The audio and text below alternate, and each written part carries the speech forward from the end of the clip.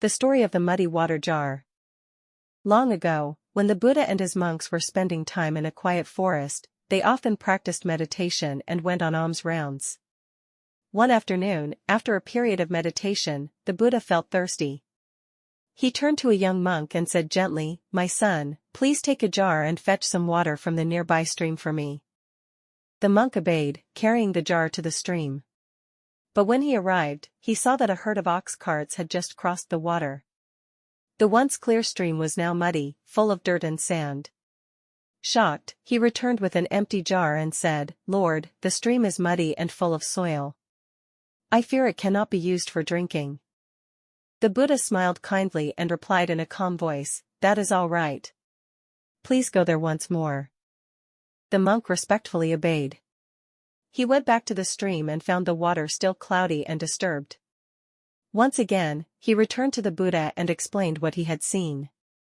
The Buddha did not scold him. Instead, he gently said, "Please try again. Go there one more time." On his third visit, the monk was surprised. The stream was no longer muddy. The sand and dirt had settled at the bottom. Under the midday sunlight, the water now flowed clear and sparkling. Joyfully, he filled the jar and carried it back to the Buddha.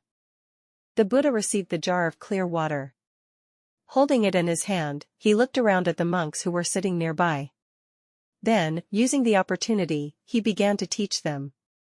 "You see," said the Buddha, "at first the water was muddy, full of dirt and impossible to drink. But when it was left alone for a while, the mud settled, and the water became clear again. The human mind is exactly the same. When your mind is disturbed by anger, greed, or worry, it becomes cloudy and restless. At such times you cannot see things clearly, nor make wise decisions.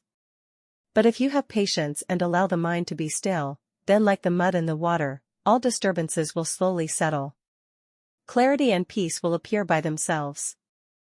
The monks listened deeply and bowed their heads. They understood that peace does not come from struggle or rushing, but from patience and mindfulness.